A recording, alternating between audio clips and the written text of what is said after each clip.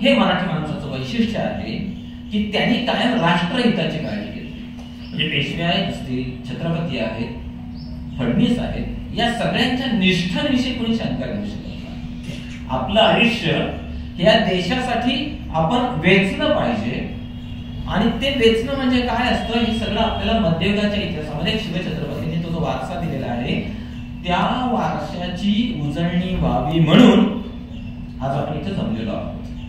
पुण्यातील अतिशय प्राचीन भव्य असे मंदिर म्हणजे विष्णू संस्थानचे बेलबाग मंदिर. इथे आज हेरिटेज वॉक घेण्यात आला. त्या संदर्भात डॉक्टर गणेश राऊत, डॉक्टर मंदारजी लवाटे व श्री फडणवीस यांनी माहिती सांगितली. त्याची क्षणचित्र आपल्यासाठी.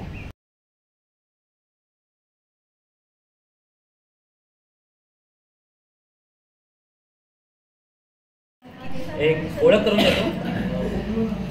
आज आपला इथे जो हेरिटेज वॉक होतो आहे तर तो फडणवीस सरांमुळे होतो आहे. अशोक फडणवीस सर हे, आता मी त्यांची वेगळी ओळख करून द्यायची गरज नाही, उत्तम शेतकरी आहेत. मेनावलीचं जे सगळं वाड्याचं वैभव आहे त्याचं पुनर्रचन करतं. कारण आजच्या काळामध्ये इतिहास जपणं, या सगळ्या ऐतिहासिक वस्तू जपणं हे मोठं अत्यंत अवघड काम झालेलं आहे. परंतु त्यांनी अत्यंत उत्साहाने हे सगळं काम चालू ठेवलेलं आहे आणि आज आपल्याला हेरिटेज वॉकला इथे येण्याची जी परवानगी मिळालेली आहे ती त्यांच्यामुळे मिळालेली आहे. तर मी त्यांना अशी मी अशोक जनार्दन फडणवीस, नाना फडणवीसांचा खापर बनतो. मी 5वा त्यांच्यापासून. इथे तुम्ही जे जमलेला बेलबाग मंदिर हे 1768ला नानांनी मानाबाई म्हणून तिची 2 एकर जागा विकत घेतली आणि त्यावेळेला ही गावाबाहेर होती आणि त्यांनी मंदिर बांधण्यासाठी म्हणून थोरल्या माधवरावांकडे परवानगी मागितली. हरिपंत फडक्यांनी उत्तर हिंदुस्थानातलं जे साधू आलेले होते त्यांनी देवांच्या मूर्ती आणलेल्या होत्या. नमस्कार, मी अनघा फडणवीस. हे देऊळ जेव्हा नानांनी बांधलं बेलबाग, त्याच वेळेला त्यांनी ह्या देवळाची व्यवस्था कशी असावी हे पूर्ण लिहून ठेवलेलं आणि आतापर्यंत तशीच व्यवस्था चालू आहे. म्हणजे सकाळी रोज पूजा होते व्यवस्थित. पुजारी आमचे जोगळे कधी आहे, ती 4-5 पिढ्या पुजारी आहे, ते पूजा करतात. नैवेद्यसुद्धा आपण प्रति सोहळ्यात करतो आणि 3 नैवेद्य आणि वैष्णदेवाचा 4 नैवेद्य वरून जातात आणि वैष्णदेवसुद्धा रोज आपल्याकडे ठेवतो.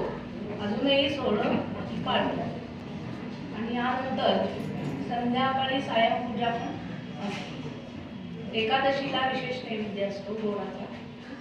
प्रदोषाला संध्याकाळी नैवेद्य असतो, खिचडी वगैरे. चतुर्थीला पण अशीच पूजा असते. हे जेवणाखानाचं झालं. हे सुद्धा जेवणाचं काय ताटात असावं, किती मुदा असाव्यात, कोणत्या साईजच्या असाव्यात, हे सगळं नानांनी त्या काळात लिहून ठेवलेलं आहे.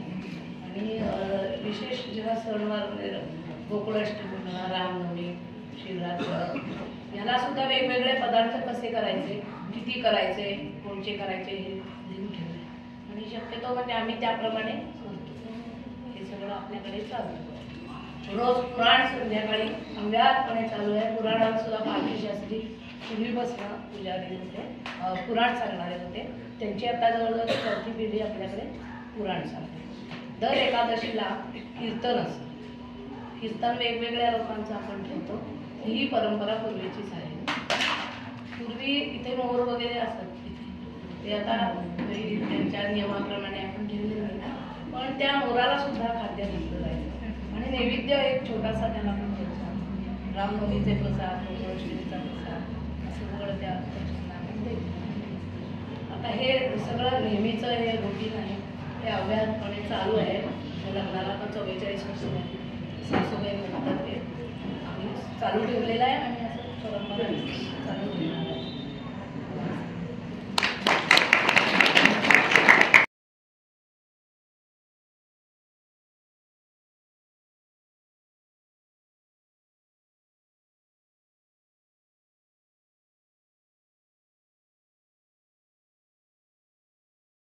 श्रीमती वैशाली फडणवीस या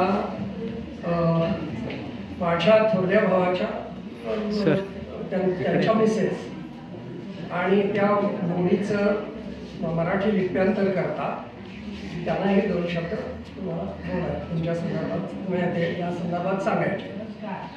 मी वैशाली फडणीस आता आमच्या भाऊजींनी सांगितलं, पण नाना फडणीसांच्या घराण्यातले असल्यामुळं घाशीराम कोतवाल या नाटकावरती जो नानांचा हे झालेला अन्याय तो शोधण्यासाठी मी मोडीचा अभ्यास प्रश्न केला.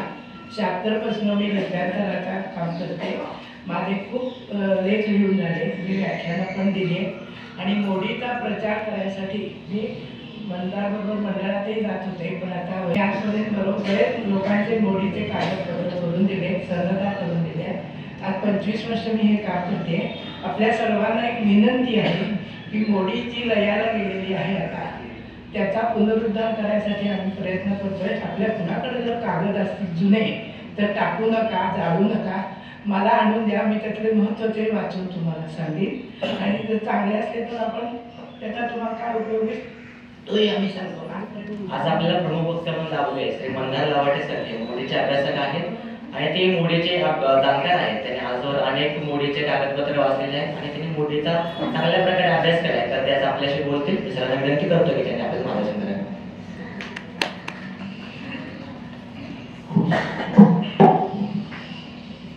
श्री अशोक फडणीस, अनघा फडणीस, अंशुमन फडणीस आणि वैशाली फडणीस या सगळ्यांना मी धन्यवाद देतो की त्यांनी या ठिकाणी आपल्याला एवढ्या मोठ्या संख्येने जमायची परवानगी दिली.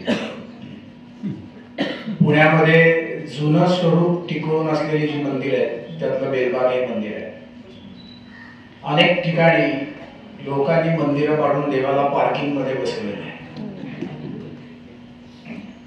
खूप वाईट वाटतं की देवासमोर गाड्या लागलेल्या असतात, काही काही वेळा टायर पण देवापर्यंत पोहोचलेले असतात. शुक्रवार पेठेमध्ये एक मंदिर होतं, खूप मोठं मंदिर होतं, लहानसं मंदिर नव्हतं. त्यांनी पाडूनच टाकलं मंदिर. ते जागा विकली, ते पुण्याच्या उपनगरात गेले, पण देवाला बरोबर घेऊन गेले एवढं देवाचं नशीब. मराठी काळामध्ये, मराठी शैलीमध्ये किंवा जी मराठी सत्तेच्या उत्कर्षामध्ये जी उत्तम उत्तम मंदिरं बांधली गेली पुण्यामध्ये आणि जी पुण्याची वैशिष्ट्य किंवा जी पुण्याची ओळख आहे त्यातलं हे बेलबाग मंदिर आहे. फडणीस कुटुंबियांमुळे आजही ते आहे तशा अवस्थेत आहे. अपार्टमेंट झाली नाही इथनं अजून आणि विष्णूला स्वतःचं घर आहे, तो पार्किंग मध्ये गेला नाहीये. बेलबागेच्या आधी सुद्धा पुण्यात एक बेलबाग होती, त्याला जुनी बेलबाग असं म्हणतात. ती सोमवार पेठेमध्ये आहे. जुन्या कागदपत्रांमध्ये उल्लेख येतो अजून एक बेलबाग आहे, ती वाडिया हॉस्पिटल जवळ आहे, पण तो त्याची निश्चिती करायला पाहिजे. ही जी बेलबाग होती तिथं फडणीस साहेबांनी सांगितलं तसं मानाईचा मळा होता. आता मानाईची देवळं पुण्यामध्ये खूप आहे. आता इथे नक्की कुठे मानाई होती हे शोधायची वेळ आलेली आहे की ती मानाई कुठे होती. जानाई आणि मानाई अशा देवी असतात. जानाईची पण पुण्यामध्ये 2 मंदिरं आहेत, त्यातलं एक भवानी पेठेमध्ये आहे. जननी, जानाई ही सगळी सारखी नावं असतात. जननाशी संबंधित, ज्यांना मुलं होत नाही त्यांनी तिथे उपासना केली तर मुलं होतात असं आपल्याकडे श्रद्धा आहे. त्या मानाईच्या पाड्यामध्ये नानांनी मंदिर बांधलं. वस्तुतः 1765 साली नाना सर्व सत्ताधीश होते. जाता जाता नानांची माहिती सांगितली तर गैर वाटणार नाही. 1923 साली अण्णासाहेब पटवर्धन पुण्यामध्ये होऊन गेले. त्यांचं चरित्र लिहिले अप्रबुद्ध बाळ पाळेकर यांनी. त्यात त्यांनी एक हकीकत दिली आहे की सिद्धीकडे गणेश दैवतने घोटवडेकर नावाचे उपाध्याय होते आणि सिद्धीने त्यांना विचारलं की मला किल्ला बांधायला एक मुहूर्त काढून द्या की त्या मुहूर्तावर किल्ला बांधल्याने तो किल्ला कोणी जिंकू शकणार नाही. गणेश दैवतने तो मुहूर्त काढून दिला आणि तो मुहूर्त चुकला. त्या मुहूर्तावर बांधकाम चालू झालं नाही. त्यांनी विचारलं याला परत की मला कोण हरवेल मग. ते म्हणले भट नावाची लोक तुला हरवतील. मग त्यांनी सगळे भट पकडले आणि पोत्यात घालून बुडवायला सुरुवात केली. अशी आख्यायिका आहे.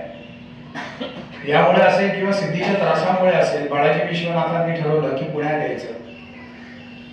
माझ्या ओळखीत एका माणसाने लेख लिहिला होता की कारकुनांचे पेशवे झाले म्हणून. त्यात त्यांनी असा उल्लेख केला होता. वस्तुतः बाळाजी विश्वनाथ आणि त्यांचं भट घराणं हे दंडा राजापुरीचे देशमुख होते. पूर्वी अशी व्यवस्था होती की गावचा मुख्य पाटलाचा ऑफिस सांभाळणारा कुलकर्णी आणि किमान 10 पाटलांवर एक देशमुख असे. तर पुण्याचे जे देशमुख होते त्यांचे 100 गावचे देशमुख होते. ते 100 पाटील हे त्यांना ज्युनियर होते.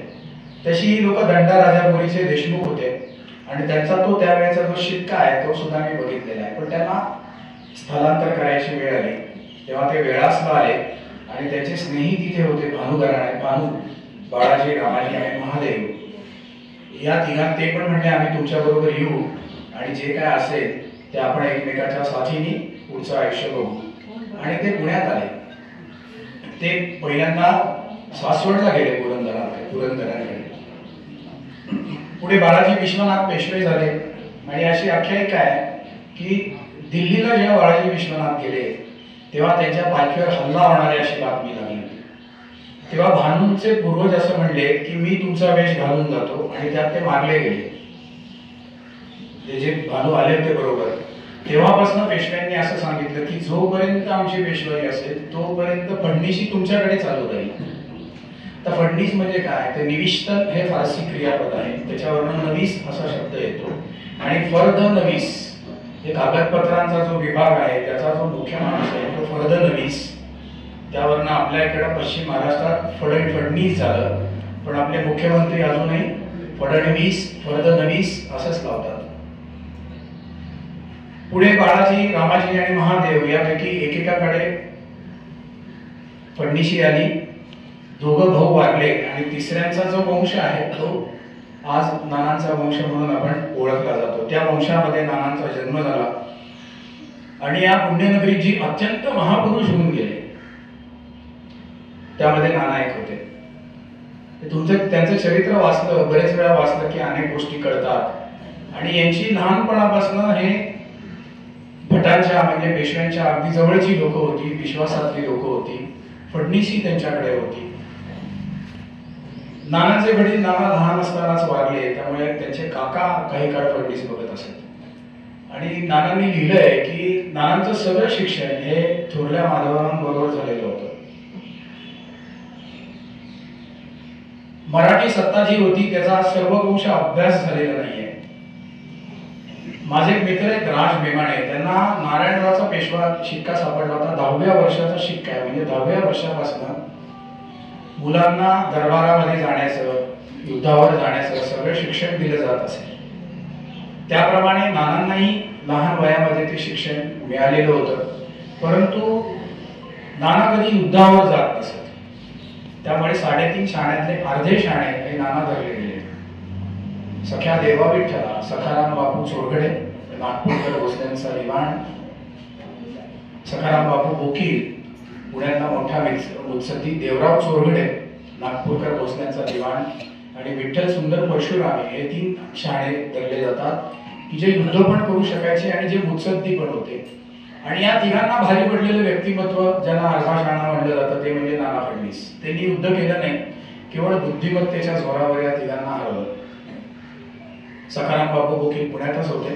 विठ्ठल सुंदर परशुरामेंचा युद्धामध्ये ते राक्षस गोवंशा मारले गेले आणि देवराव चोरगड्यांना सुद्धा नानांनी मात केलेली होती. 23 वर्ष जे आपलं राज्य होतं मराठी लोकांचं राज्य ते नानांनी सांभाळलं होतं. कारण सवाई माधवराव 40व्या दिवशी त्याला पेशवाई आणली होती आणि मराठी राज्याचा फार मोठा काळ आणि फार मोठी लोक ही नानांनी बघितली होती. नानासाहेब पेशवे बघितले होते, त्यांच्याबरोबर ते पानिपतला पण गेले होते आणि मराठीतलं पहिलं आत्मचरित्र ज्याला म्हणता येईल ते नानांचं आहे. त्यांनी पानिपतवरनं आल्यावर काही गोष्टी लिहून ठेवलेल्या आहेत आणि त्यात स्वतःमध्ये असलेले दोष पण लिहिलेले आहेत. ते लपवले नाही आहेत की माझ्यामध्ये हे दोष आहेत आणि त्या दोषावर मी ओव्हरकम व्हायचा कसा प्रयत्न करतो ते पण त्यामध्ये दिलेलं आहे. त्यामध्ये लिहिलंय की नानासाहेबांनी मला पंक्तीला जेवायला बसवून घेतलं. नानासाहेब म्हणजे थोरल्या बाजीरावांचे चिरंजीव बाळाजी बाजीराव आणि बाईसाहेबांना वाढायला लावलं.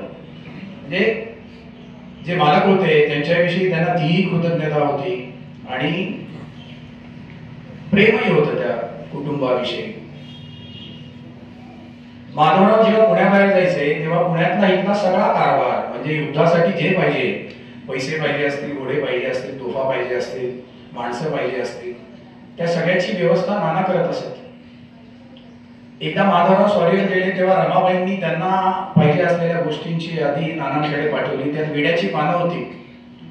तर नानांनी तेव्हा रिमार्क मारला, खासा स्वारी युद्धावर आहे, सबब विड्याच्या पानाची गरज नाही. एखादी बाई म्हणली असती मी पेशवीण आहे, तुम्ही कोण सांगणार मला? तर त्यांनी माधवरावांना सांगितलं. माधवराव म्हणले नानांनी निर्णय घेतलाय मग तो नक्कीच योग्य असेल. इतका त्यांचा नानांवर विश्वास होता. नानांनी जी इतर मंदिरं बांधली या मंदिराबरोबर, त्यात वेळासला काळभैरवाचं देऊळ बांधलं, खोपोलीला एक शंकराचं देऊळ बांधलं, त्याच्या समोर एक मोठा तलाव सुद्धा आहे. पूर्वी जुन्या घाटातनं जाताना तो दिसत असे. सदाशिव पेठेच्या तिथे हौदाजवळ त्यांनी 10 वाडे बांधले होते की जे रमणाला ब्राह्मण येतात त्यांना तिथे राहायची सोय व्हावी आणि स्नान संध्या करण्यासाठी तो हौद बांधला होता. नरे आंबेगावहून त्यांनी पाणी पण आणलं होतं. आत्ता 2 महिन्यापूर्वी ते रस्त्याचं काम चालू असताना जमिनीखाली 20 फूट त्या पाण्याची लाईन सापडली होती आणि त्या लाईन मधनं अजूनही शुद्ध आणि स्वच्छ पाणी येत होतं. 24/7 आपण जे खोटं ऐकतो ना ते 24/7 त्या बरोबर होतं. आणि त्यावर इकडच्या भागातले सदाशिव पेठेच्या भागातले काही हौद पण चालू होते.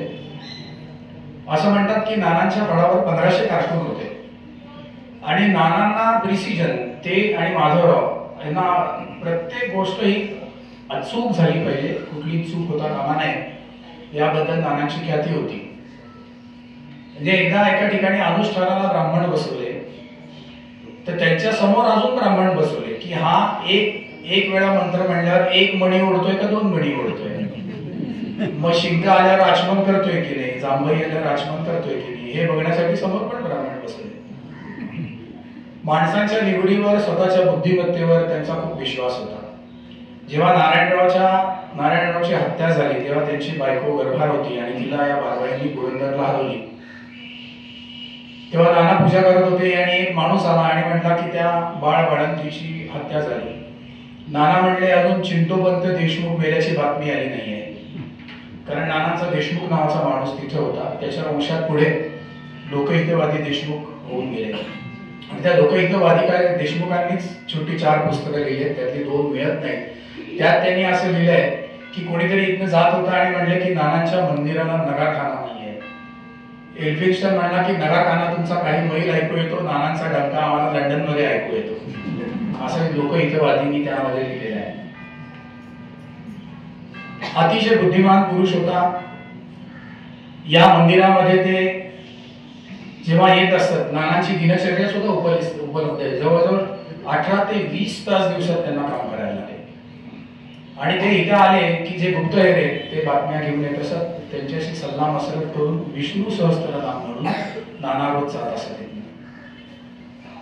कायगाव टोक्याला त्यांनी अतिरुद्र सुद्धा केलं होतं. आता आपली अशी अवस्था आहे की अतिरुद्र म्हणजे काय आपल्याला माहिती नाही.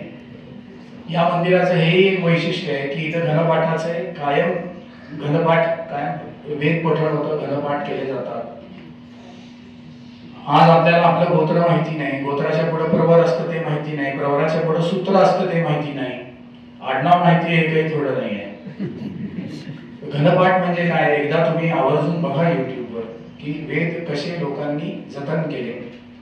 आणि प्रश्न असा पडतो की का केलं असावं, इतके कष्ट करून आयुष्यामध्ये सगळं बाजूला सोडून ते का पठण केलं असावं, एवढे वेद जतन का केले असावे. त्यातल्या आता बऱ्याच गोष्टी कळायला लागल्या आणि इथे सातत्याने तेव्हापासून निरनिराळे आपले जे 4 वेद आहेत त्यातली पठण करणारी व्यक्ती इथे विष्णू समोर वेद पठण करत असतात.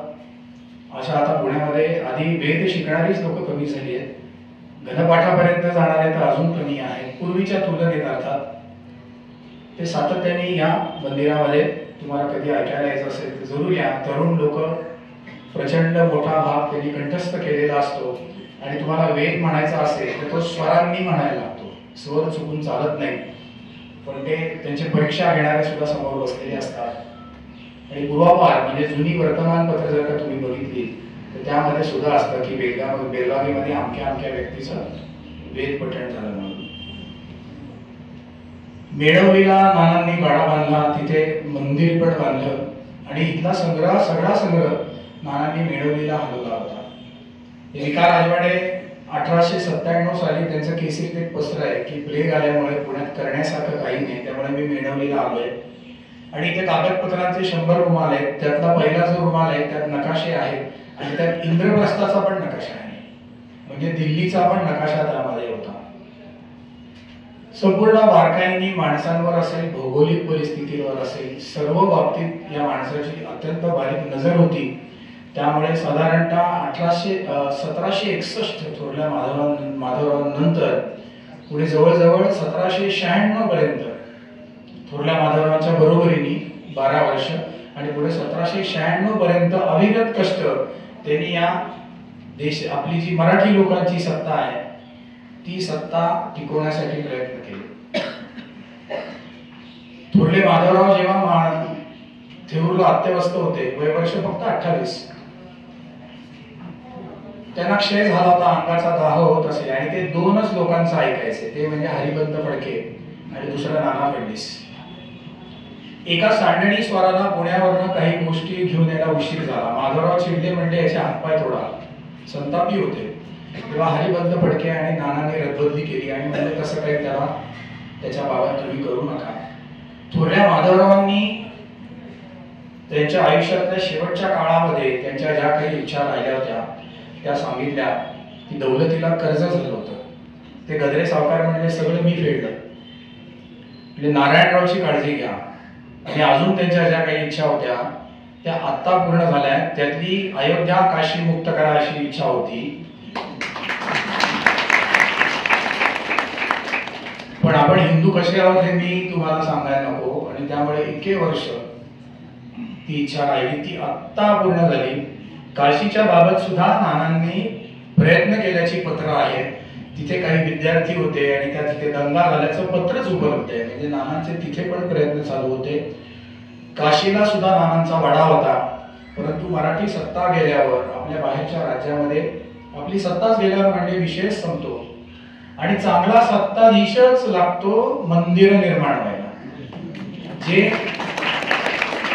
सरदार पटेलांनी केलं ते जर का तेव्हा झालं असतं तर आपली मुलं कारसेवेला जाऊन गेली नसती आणि एवढं काही करायला लागलं नसतं. 47 साली सत्ताधीश असा मिळाला असता की मी म्हणेन ती पूर्व दिशा ही मंदिरं झालीच पाहिजे ॲट एनी कॉस्ट. पण तसं होणं नव्हतं. काही लोकांचे जीव जाणार होते, काही लोकांना सेवेची संधी मिळणार होती आणि रामाच्या मनात कदाचित इतके वर्ष यायचं नसेल म्हणून तो आता काल परवा आला. पण माधवराव असतील, नाना असतील की त्यांना या गोष्टीचं सगळं महत्व होतं. ते बघत होते की परकीय लोक आली आणि वरचढ झाली तर काय होतं. इथल्या सामान्य लोकांचं आयुष्य, विशेषतः महिलांचं आयुष्य, मंदिरांचं आयुष्य किती कठीण होतं ते या लोकांनी बघितलं होतं आणि त्यामुळे दिवसामध्ये 20-20 तास जी लोक काम करत होती त्यामध्ये नाना एक होते. जेव्हा इंग्रजी राज्य चालू झालं तेव्हा शनिवारवाड्यातलं सगळं दफ्तर इंग्रजांनी ताब्यात घेतलं आणि नानावाड्यामध्ये सुद्धा काही दफ्तर होतं. तर त्यावेळेच्या लोकांनी असं लिहिलंय की नानावाड्यातलं दफ्तर त्याच्या यादीनुसार जागच्या जागी सापडत असेल. कारण एकच की जे काय करायचं ते व्यवस्थित करायचं, भविष्यामध्ये सुद्धा त्या गोष्टी सापडल्या पाहिजेत आणि त्यामुळे नानावाड्यातलं दफ्तर तसंच्या तसं त्यांना लावलेलं मिळालं आणि पुढे 1861च्या सुमारास वगैरे 1881च्या सुमारास आयनॉक्स टॉकीजच्या अलीकडे काउन्सिल समोर त्यांनी एक इमारत बांधली आणि सगळे मोडी कागद तिथे हलवले, ज्याचा आजपर्यंत पूर्ण अभ्यास झालेला नाहीये, सर्व दृष्टीने अभ्यास झालेला नाहीये. जे काय इंग्रजांनी आपल्याला सांगितले आणि कम्युनिस्ट लोक सांगतात तेच आपण ऐकतो, परंतु आपल्या इतिहासामध्ये फार मोठी माणसं होऊन गेली आणि दुर्दैवाने कसं असतं की इतिहास खूप कमी येतो आपल्या पुढे. जो काय आहे तो कागदपत्रातनं हार्डली 10-15-20% येतो. म्हणजे मी आमच्या मित्रांमध्ये नेहमी विषय येतो की एखाद्या माणसाला सांगितलं तर तुझ्या वडिलांचं आत्मचरित्र लिहितं, ते लिहिलं जात नाही कारण वडिलांच्या आयुष्यातल्या सगळ्या घटना आपल्याला माहिती नसतात, काही कोणाला सांगण्यासारख्या नाहीत अशा सुद्धा घडलेल्या असतात किंवा विसरून जातात किंवा कोणालाही विचारलं, अगदी 20-25 वर्षाच्या मुलाला विचारलं, दुसरीत तुझ्या शेजारी कोण बसायचं, तर नाही आठवत. दुसरीत तुला कोण कोण शिकवणारे होते, नाही आठवत. तर त्यामुळे आहे ते सगळं कागदांवर आधारित असं येतं. तरी पण 4 कोटी कागदांमधनं आपल्याला खूप गोष्टी कळतात, लहानसहान गोष्टी कळतात आणि अजूनही माणूस कसा जगत होता याचा इतिहास पुढे आलेला नाहीये. पुण्यातले एक खूप मोठे प्रकाशक आहेत, ते मला म्हणले मी एका इंग्लिश जुन्या काळातल्या पुण्यात राहिलेल्या इंग्लिश माणसांवर कादंबरी लिहितोय आणि लवाटे मला तुम्ही सांगा की तेव्हा लिखाण कसं होत असेल. तर मी सांगायला लागलो, म्हणले थांबा, बाकी गोष्टी मला माहिती आहेत. तो म्हणले आपल्याकडे टेबल नव्हती आणि डेस्कही नव्हती, तेव्हा कशावर ठेवून लिहित होते. अरे अच्छा, म्हणलं हा प्रश्न मला आजपर्यंत कधी पडलाच नाही. चौरंगावर लिहून ठेवून लिहिता येणार नाही, कारण तुम्ही जे लिहिता त्यात घुसायला लागतं तुम्हाला. म्हणून शाळेमध्ये बाप कसे असतात बघा, की तुम्ही बसलात की मांड्या खाली गेलेले असतात. त्या काळात कसे लिहित होते हे अजून लिहिलंच गेलं नाहीये किंवा मला कुठे ते मिळालं नाहीये. ते म्हणजे माझा असा अंदाज आहे की पाटावर ठेवून लिहित असावे, पण तरी सुद्धा ती त्यावेळेची अक्षरं बघितली तर ते संभवता वाटत नाही. पण ह्या ज्या गोष्टी आहेत त्या अजूनही राहिल्या आहेत आणि त्यातनं बऱ्याच गोष्टी महत्वाच्या सुद्धा निघू शकतात. की त्या काळामध्ये जेव्हा शनिवारवाड्यामध्ये सोनं 15 रुपये तोडा होतं तेव्हा 20,000 रुपयाचा कागद लागत असे. त्याचे पतंग उडवायचे नाहीत किंवा होड्या करून सोडायचे नाहीत, कारण तो जो कागद इश्यू झालाय त्याच्या सुद्धा नोंदी आहेत आणि त्या चिटणीसांना आणि फडणीसांना कागद इश्यू करून दिला जात असे. हा अजूनही बारकाईने आपल्या जो इतिहास झाला त्याविषयी खूप अभ्यास हा राहिलेला आहे आणि जेवढे अभ्यासक निर्माण होतील, जेवढे वाचणारे निर्माण होतील, तेवढ्या त्या गोष्टी आपल्याला पुढे आणता येतील. की साधी गोष्ट अजून एक जाता जाता सांगतो की इतके वर्ष झाली तरी ही मंदिरं भक्कम कशी, बाहेरनं बघितलं तर काही सांधलेलं दिसत नाही, दगडं लावलीत एकमेकाला, कशी काय उभी येते. मी टिळक रोडला राहतो, माझ्या शेजारी खजिना विहीर नावाची एक बिल्डिंग होती आणि मला असं लहानपणी सांगायचं की त्या विहिरीत पेशव्यांचा खजिना टाकलेला आहे आणि विहीर खूप मोठी आहे. मी आपल्या लहानपणापासून ऐकलो 1935-40 साली त्या मूळची जी पेशवेकालीन इमारत होती तिथे एक इमारत बांधली आणि मी वाटच बघायत होतो की ती इमारत आत्ताची कधी उतरवताय. इमारत उतरवल्या मी गेलो तर खाली विहीर वगैरे काही नव्हती. 8 फूट बाय 8 फूट असे 2 हौद होते. त्या 2 हौदातलं अंतर 10 फूट होतं आणि दोन्ही हौद अगदी व्यवस्थित बांधून मध्ये आर्च होती, एकमेकाला जोडलेले होते. आताचं जे एसपीस बिर्याणी हाऊस आहे त्याच्या खालनं 3 दगडी नळ होते आणि माझ्या शेजारी 85 वर्षाच्या बाई राहायच्या. त्या म्हणल्या आमच्या घराखालनं हे नळ मागे बिल्यांच्या शाळेकडे म्हणजे रेणुका स्वरूपकडे यातनं पाणी जात असे. तर ती जी बिल्डिंग पाडली गेली आणि त्या विहिरीचे जे खाली दगड होते, तुम्हाला सांगतो हे एवढं 2 खांबांमधलं अंतर आहे तेवढे दगड होते. साधारण 2 फूट रुंद, नंतर 3 फूट त्याची उंची असेल आणि एवढ्या लांबीच्या दगडांमधनं एक पट्टी होती लोखंडाची आणि त्या पट्ट्या एकमेकात गुंफलेल्या होत्या. ते वाटेल ते गेले तरी हलतच नव्हत्या. 2007 साली 3600 रुपये तास असा प्रोक्लेन आणला, त्या प्रोक्लेनची ब्लेड तुटली. मग 5400 रुपये तास असा प्रोक्लेन आणला, तेव्हा कुठे ते दगड हल्ले. ही जी जुनी बांधकामं झाली ती अशी झालेली आहेत. ओंकारेश्वर 61च्या पुलामध्ये काही झालं नाही, त्याला नारायण पेठेपर्यंत वाडे पडले पण ओंकारेश्वराला काही झालं नाही. आणि मग बांधकाम असेल, लेखन असेल, सवाई माधवराच्या लग्नामध्ये कोणाकोणाला कसं वाढायचं, काय वाढायचं, किती प्रकारची पानं, खायची पानं, वेड्याची पानं, त्याचे 3 प्रकार दिलेत नानांनी. पानाच्या डाव्या बाजूला काय वाढायचं, उजव्या बाजूला काय वाढायचं, किती प्रकारच्या गोष्टी करायच्या, किती प्रकारच्या चटण्या करायच्या. जिलबी वाटणाऱ्या माणसाचा घाम टिपायला मागे एक माणूस पाहिजे असे त्यांनी दिलेले आहे. खूप लोक आली ती सवाई माधवराच्या लग्नात, पुण्यात लष्कर होती त्यांची. मग त्या लोकांना जाऊन पुण्यातल्या कोणी बोलवणं करायचं, पुण्यातले जे मोठे लोक आहेत त्यांना कोणी बोलवणं करायचं, पुण्यातले जे सामान्य लोक आहेत त्यांना कोणी बोलवण्याचं, याचं विस्तृत टिपण नानांनी लिहिलेलं आहे. ते प्रसिद्ध पण आहे. आणि या थोर पुरुषांनी जी काही मंदिरं पुण्यात उभी केली त्यातलं हे मंदिर आहे आणि ते एका प्रकारे यांच्या घरातलं देवघरच असं म्हणायला हरकत नाही, कारण नानांच्या ते अगदी घराजवळ होतं. पण मंदिर बांधताना मी पूर्ण सत्ताधीश आहे, सत्ता माझ्या ताब्यात आहे, पेशवे माझे मित्र आहेत आमचे त्यांचे फॅमिली संबंध आहेत असं कुठेही दिसत नाही. नाना वाढता बांधतानाही दिसत नाही. या दोन्ही वाड्याच्या बांधकामामध्ये नानांनी कोकणातनं लाकडं मागवली होती आणि ती जकातीच्या लोकांनी अडवली. जकात भरल्याशिवाय नाही जायचं म्हणजे. मग त्यांनी माधवरावांना सांगितलं की माझी लाकडं अडवली, जरा सोडवता का. वस्तुतः नानाने आणि जास्त बघून घेतो तुला, तू माझी अडवतो का लाकडं. तसं केलं नाही. ही जागा सुद्धा त्यांनी माधवरावांना सांगितलं मला ही जागा द्या. वस्तुतः माणूस तो पूर्वापार त्याचा पिढ्यानपिढ्या ते इथं सत्ताधीश आहेत. भटांबरोबर भानूंची सुद्धा मोठी सत्ता होती. सगळ्या देशभर माहिती होता किती ताकदवर माणूस आहे. ते काही करू शकत होते. पण नियम ते नियम, सत्ताधीश जेव्हा नियम पाळतात तेव्हा उरलेले नियम पाळतात हे तत्व त्यांनी आचरलं होतं. आणि हे त्यांचं तसं देवघरच म्हटलं पाहिजे, कारण नाना रोज इथे येत असत, सहस्त्रनामही म्हणत असत आपण ऐकलं. आणि काटेकोरपणे या देवळामध्ये पोशाख कुठला घालायचा, नैवेद्य कुठला करायचा, इपासना जोडे कुठे काढायचे, गरुडाच्या मागे जोडे असं त्यांनी लिहिलेलं आहे. आपण आता ते चुकवलंय, पुढे काढले जोडे सगळ्यांनी.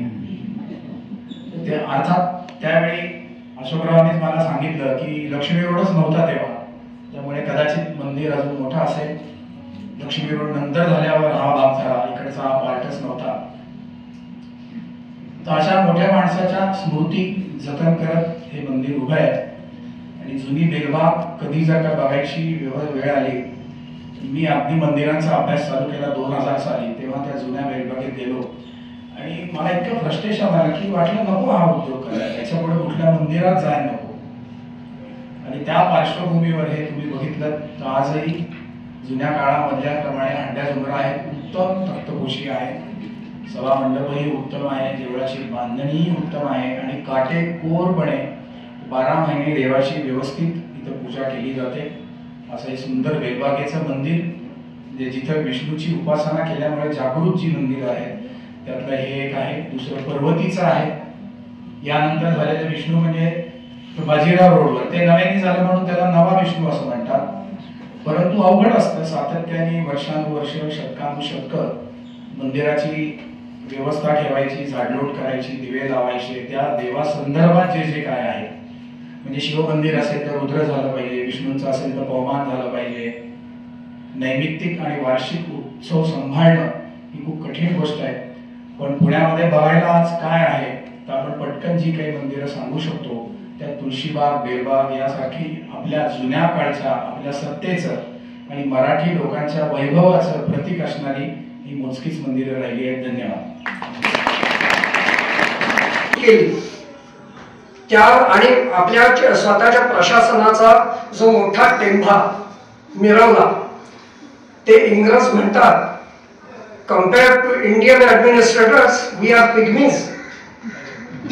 असं का म्हणतात तर एकच उदाहरण त्या पत्रात जे विका राजवाडे लिहितात त्याच्यात ते लिहितात की त्या काळात फ्रान्समध्ये राज्यक्रांती होऊन राजा राणी मारले गेले.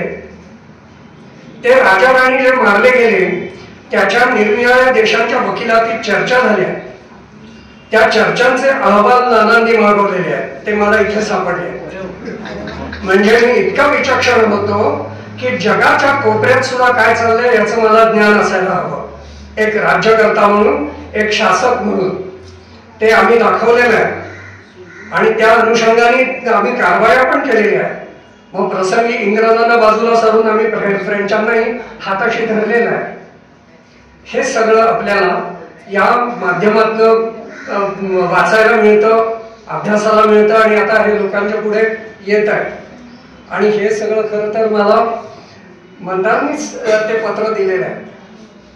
तेव्हा ही गोष्ट आपल्या लक्षात आणून द्यावी म्हणून हे 2 शब्द सांगितले.